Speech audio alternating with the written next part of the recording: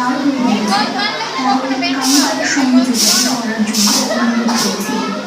আমি আবারও বলছি, যাদের 2 ঘন্টা সময় পার হয়ে গিয়েছে তাদের কাউন্টারে যোগাযোগের জন্য অনুরোধ করছি। আপনারা অতিরিক্ত সময়